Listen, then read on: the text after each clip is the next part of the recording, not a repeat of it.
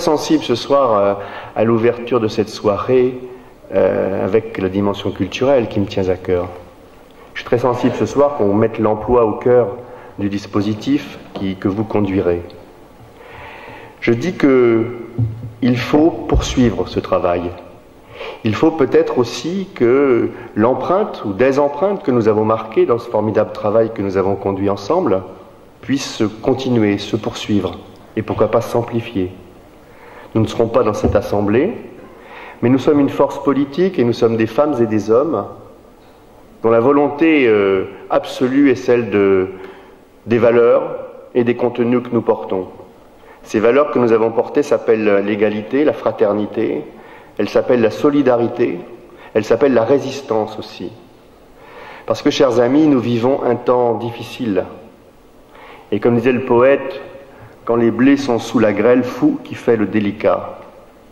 Nous ne devons plus faire le délicat. Quelqu'un a dit tout à l'heure, cessons de jouer, et je sais que dans la salle personne ne joue. Il n'empêche. Cette situation, de mon point de vue, est gravissime. Des pans de notre démocratie, les éléments fondateurs de notre vivre ensemble sont menacés.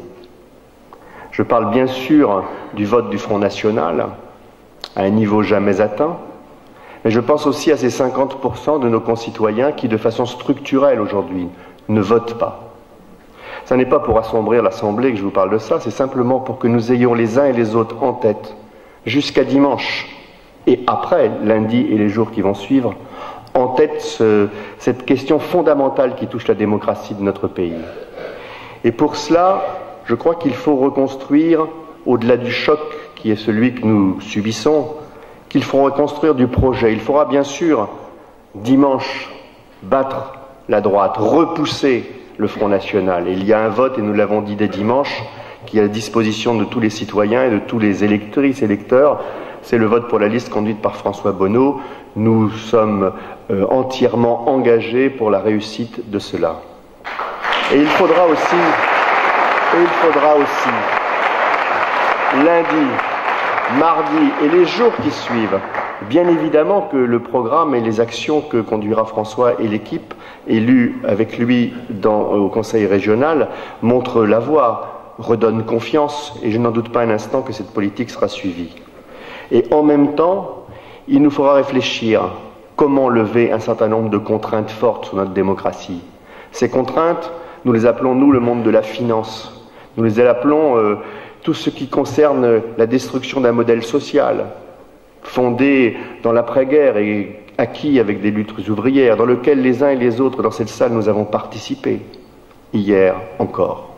Il faudra continuer parce qu'il y va de l'avenir de notre vivre ensemble. Il y va de l'avenir de notre pays, de ce qu'il fait comme un modèle social profond et qui est un modèle aussi pour l'Europe entière.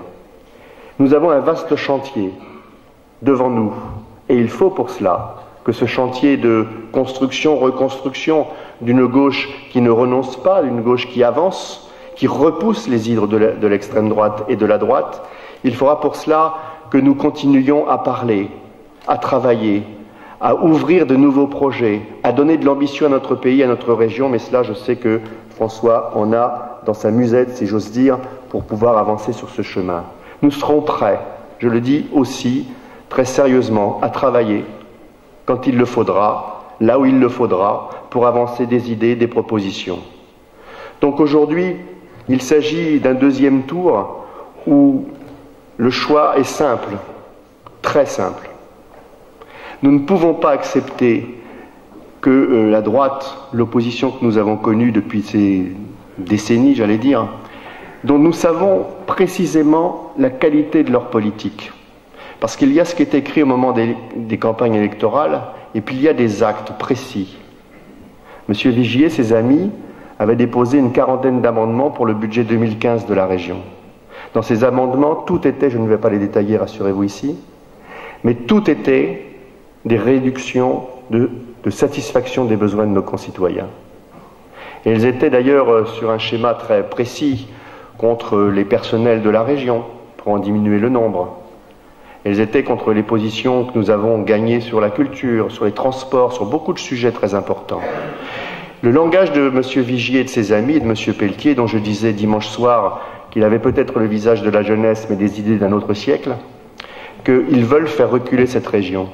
Et faire reculer cette région, c'est faire reculer aussi les valeurs dont je parlais au tout début.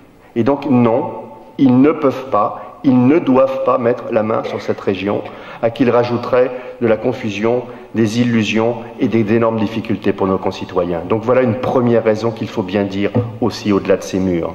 Et puis, il y a un spectre. Celui-là ne hante pas l'Europe, comme disait Karl Marx en 1848 dans son manifeste. Ce spectre qui entre l'Europe aujourd'hui, c'est le spectre de la haine, de la division, de l'exclusion. C'est un spectre malsain qui pourrit quelque part notre vivre ensemble. Conduit par le Front National à des taux inégalés, nous devons aujourd'hui ne plus reculer, ni sur les idées, ni sur les mots, ni sur les actes. Parce que nous ne reconnaîtrions plus notre République. Ils osent tout, vous savez. J'ai sorti de ma poche, c'était tout à l'heure, je dis tiens, je vais peut-être le montrer, hésitant sur 2 ou 3 propos. Ils ont sorti sur des sites internet ce torchon. Voulez-vous que je vous en dise un mot? Vous l'avez vu? Socialistes, communistes, musulmans, faites un geste pour la terre, suicidez-vous. Ils osent. Et ils vont aller très loin. Le Front National, on ne joue pas avec. On ne joue plus avec, si tant est soit-il que nous l'ayons fait. Stop maintenant, ici. Et donc il faut le faire reculer de façon considérable. Le Front National, vous savez, et pour être très concret, nous l'avons connu aussi dans la région, dans une position certes de plus grande faiblesse qu'aujourd'hui, mais qui montrait aussi les dents. Il votait systématiquement contre tout ce qui est pour les petits, j'ose ce mot, pour les petits, le petit festival, le petit logement social, la petite association d'alphabétisation. Tout ce qui est petit leur est étranger, dites-le bien. Faisons reculer le Front National pied à pied sur sa politique, sur les valeurs pourries qu'il propose, et donnons un autre espoir pour cela. Et puis,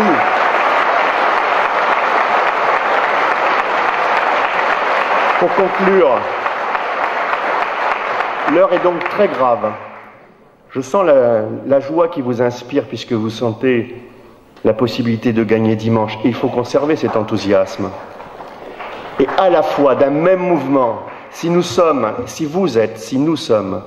des citoyens dotés d'un esprit de réflexion et d'analyse et d'anticipation sur les événements à venir, le travail de lundi, de mardi, avec une région que nous conserverons à gauche, sera aussi celui de réfléchir comment bousculer tous les tabous de cette société qui aujourd'hui fait mal à sa démocratie et qui aujourd'hui fait mal à sa République. Alors pour les faire bouger, je vous le dis, et nous le disons ici, pas une voix, et je le dis d'ici, pas une voix doit manquer pour la liste de François Bonneau. C'est trop grave, la situation le mérite. Et je finirai. Et je finirai, parce que j'y suis extrêmement sensible. Vous savez, la poésie est un outil politique incroyable. La poésie a reculé dans les discours politiques, il faut lui redonner sens. Et je finirai par quelques lignes de Claire Angelini, qui, quelques jours seulement après les attentats de Paris, écrivait ceci, rassurez-vous, je vous lis que les quelques lignes qui conclut un magnifique poème que je pourrais vous donner si vous le souhaitez à la sortie. Elle dit, un air acéré nous attend dehors, mais il ne faut rien céder de ce qui fait le meilleur de nous-mêmes. Alors, jusqu'à dimanche, construisons le meilleur de nous-mêmes pour aujourd'hui, pour demain et les jours qui viennent. Merci beaucoup.